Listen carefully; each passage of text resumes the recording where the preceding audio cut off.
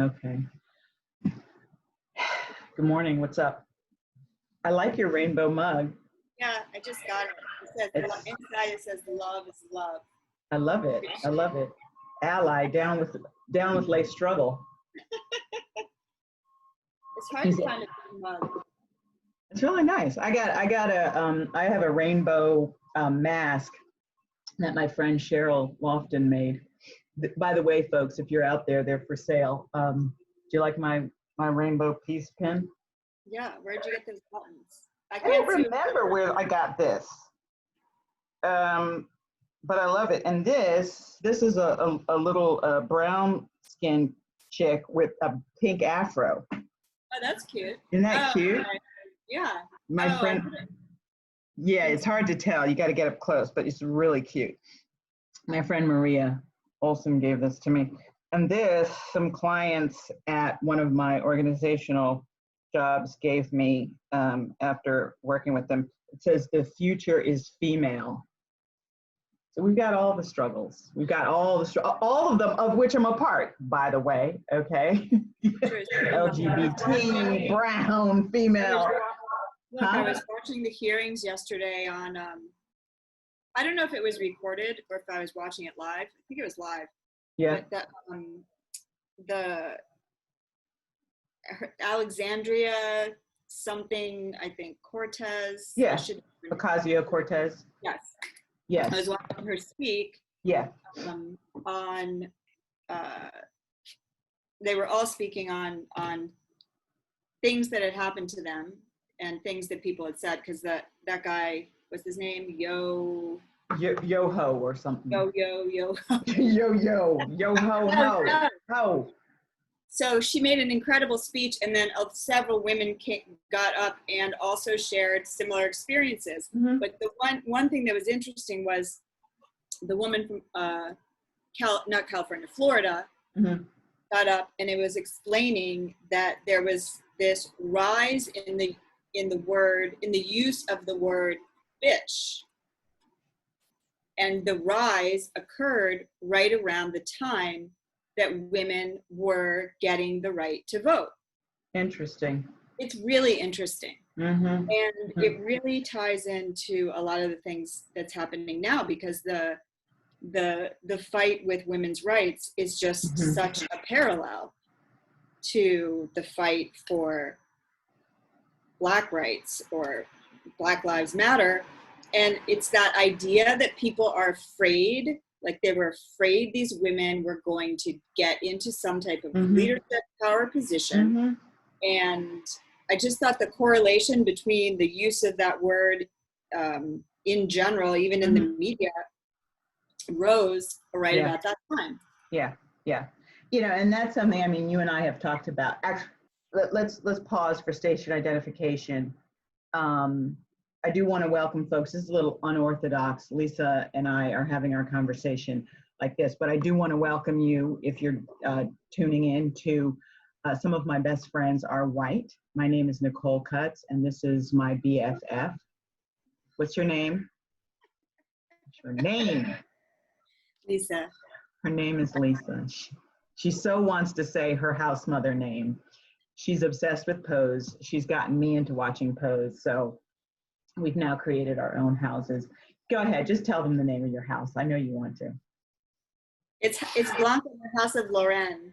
You're Blanca, and it's the House of Lorraine. Sophia Loren. For Sophia Loren. Gosh, yeah. I love her. Love her too, yeah. Mine is the House of Almitra. I'm Nicole. I am the house mother. And and in my case, I actually do have a full house because there are like 5 aspects inside of me. So, we're all in the house. We never, we have a family. It's us. Anyway, back to our subject at hand. So yeah, the word bitch, which is not necessarily our subject, but we're going to talk about it for a minute. That's something that really bugs me, is that in terms of like what the FCC allows and what they allow on TV, that bitch is okay. Like you can't say the F word. I say that word, okay? I'm saying the fact that it is clearly sanctioned to be used on like regular television. Oh yeah. Yeah, like why is that okay? whereas other words aren't. But, you know, it's an aggressive word. Mm-hmm.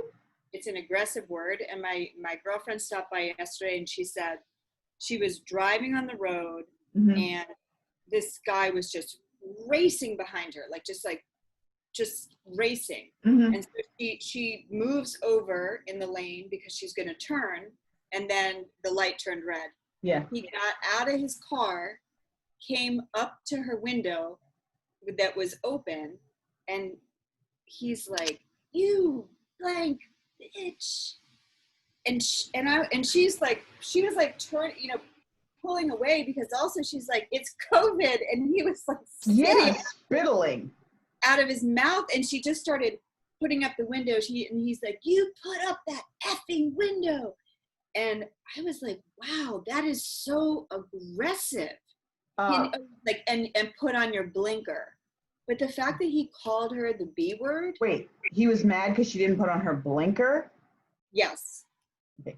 But the fact that he feels like so empowered to get her out of the car. Oh, yeah. Meanwhile, like, this woman is probably like 115 pounds. Oh, yeah. Like, if he had seen that was a man, he would have thought twice. Okay? Yes. If he thought it was a black man, he would have thought 3 times. Would have thought thrice. Thrice. You need to think about that thrice. Yeah, I had a little neighbor around here during that huge blizzard we had when everybody was digging out spaces and stuff. And there were some unreserved spaces and somebody had dug one out, and I was coming home with bags of groceries after being away from my house because I couldn't even get in. So my space wasn't dug out. So I parked in that space, and I'm carrying my groceries, and this little guy, okay, he comes, he's like, "That's my space." I'm like, well, it's not really your space because it's not reserved. Well, I cleared it out. And I'm like, and I'm just standing there with all my groceries. I'm like, sir, I'm trying to get in my house with my groceries. Like, "Oh, you fucking bitch." I was like, mm-hmm. You're like, I was like, mm-hmm, okay. So I was like, yeah. So I go in, I put my groceries out, I come out, my neighbor living next door, Vernon, who's like 6'3", I was like, "Yeah, Vernon."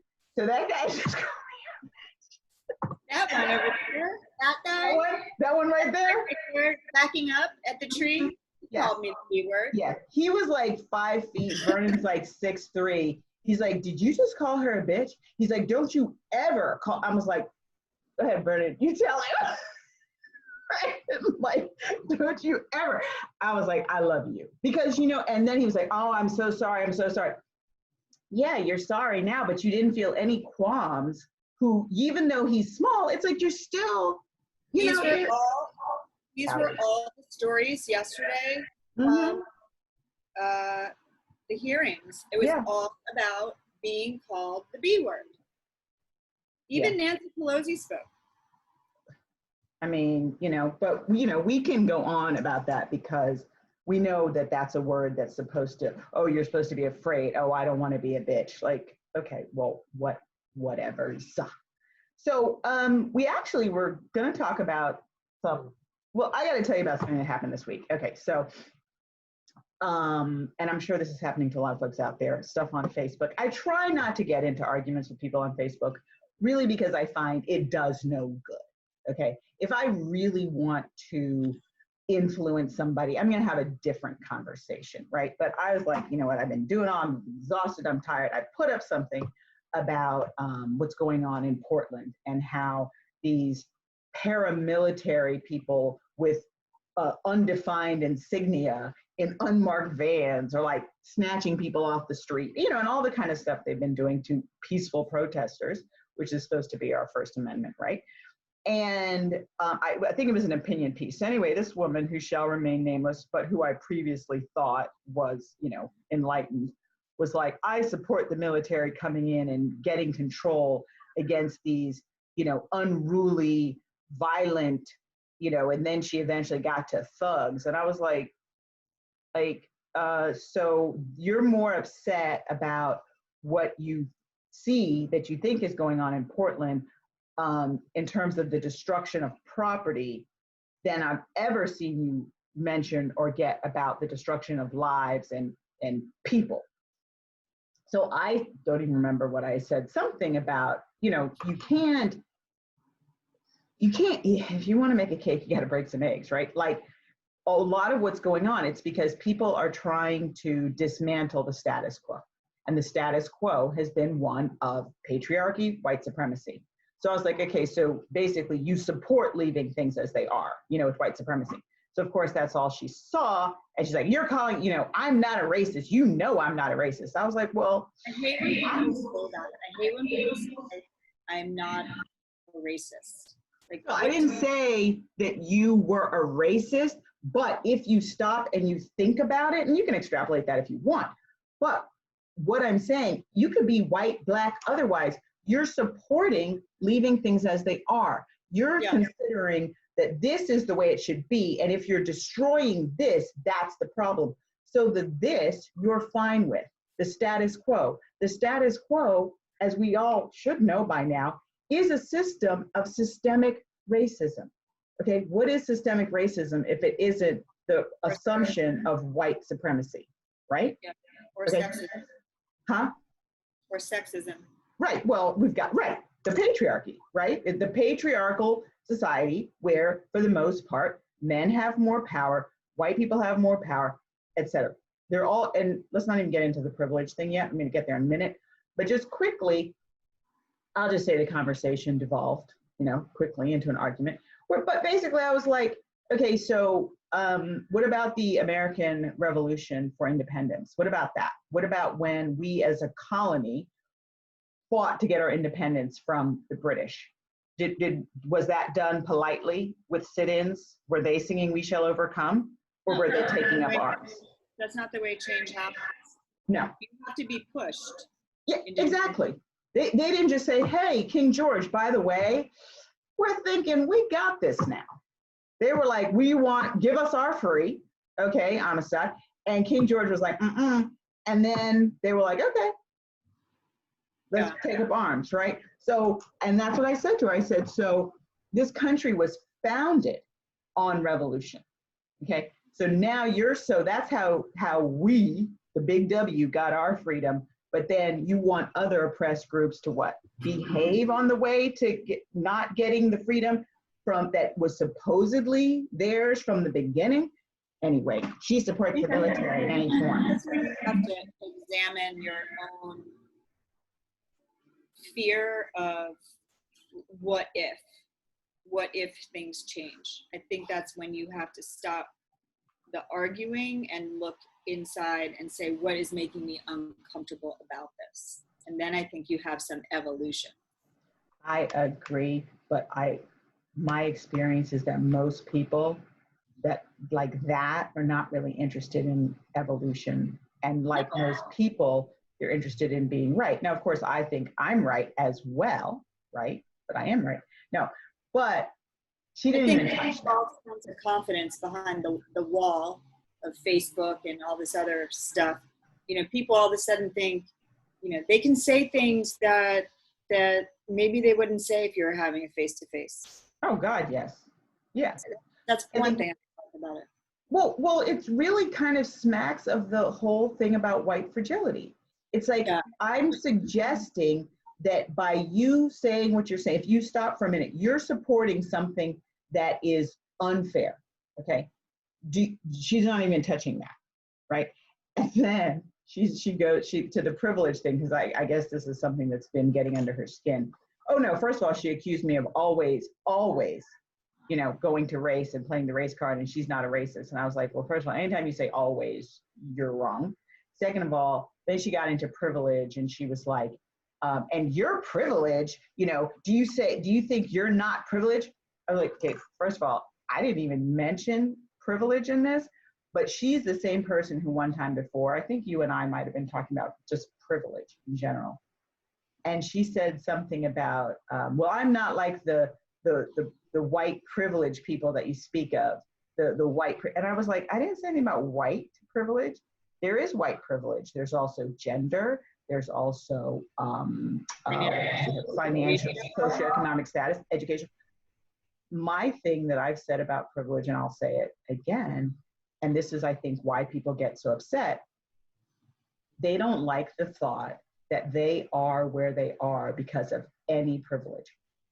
I definitely have. Right. I work hard, that's why I'm here. Yeah, you can work hard and have privilege. Like, I'm sorry, but I am really clear that I have privilege in terms of what I was given as a start. Okay, Right. that was not, I didn't do anything. My parents worked hard themselves, and they were like, okay, we want to get you a good education. We want to send you, we want to, expose you to these things. Da, da, da, da, da, da. Okay, when I was in school, not doing well. I mean, I wasn't failing, but we talked about this last time. I was continuously in summer school. If my mom were not there, guiding and pushing and getting tutors and doing all that stuff, get off your phone, we're in a conversation. I work. Work schmirk. I wouldn't have. No, I have a meeting in 5 minutes. Oh, shoot. I wouldn't have gotten as far as I got. So I recognize that was a privilege, that I had parents who could devote that time, attention, money. So, but there are people who don't want to admit that. They want to be like, I got where I am purely because of this. So you have to go in 5 minutes. So I want to give you the final thoughts on anything we just talked about. We talked about gender, race. I mean, I agree. I agree with you. I think people have pigeonholed privilege as being just a race conversation, and it's just that we all don't jump off at the same point. That's what privilege is. And just it's not there's no problem. It's okay. I don't have to feel badly. No. I just have to acknowledge that I didn't start at the same place that somebody else did, and someone else started at a different place than I did.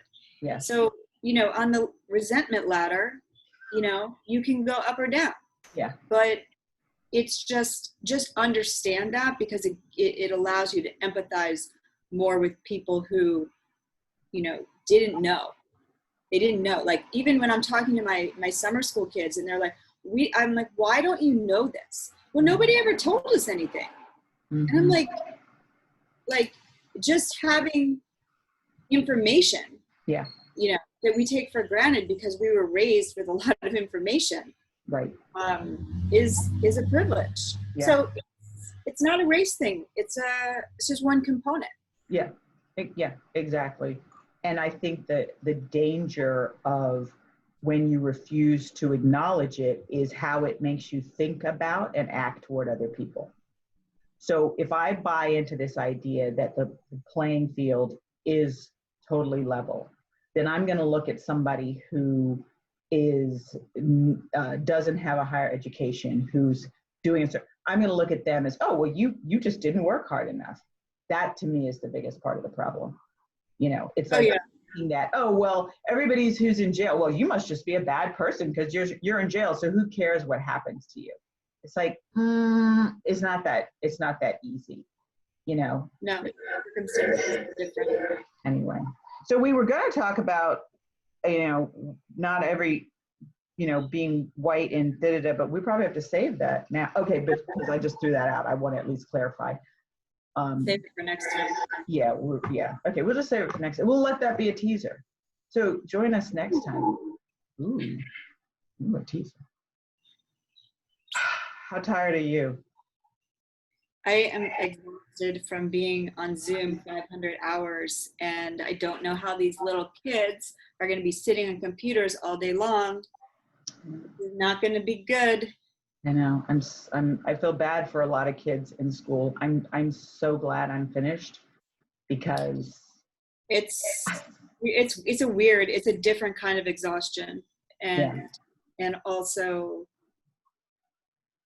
I don't know, it's like your blood is not running because you're sitting in front of a screen, and it's just wearing me down, honestly. And I haven't even, I worked through the summer, but I haven't started, and I'm already worn out. Oh gosh.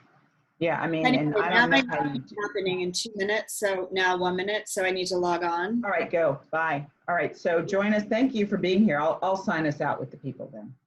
Oh, okay, great. Thanks so much. Okay, bye-bye. See you. Have a good weekend. Thanks. Okay. Talk to you when I get back. Okay, bye. So, yes, join us next time on Some of My Best Friends Are White. with Nicole and Lisa, where hopefully we'll get to what we had intended to talk about today, which has to do with loosely the difference between being white and being a person who happens to be white. That's one side of the coin. And the other side is not all skin folk are kin folk. Yes, we're looking right at you, Candace Owens, Ben Carson, and we don't even know what's going on, Kanye, whether you seriously need help. And I'm saying this in a facetious way, but I hope you do get help. And I hope we stop being distracted by your foolishness. Anyway, so I hope that you have a great, I'm gonna post this is gonna be posted on Sunday. Please subscribe to my YouTube channel. And I would say leave comments, but I don't know. Do I care if you leave comments or not? Yeah, sure. If you have legitimate comments, questions, you want to engage in a real dialogue, by all means, do. All right, over and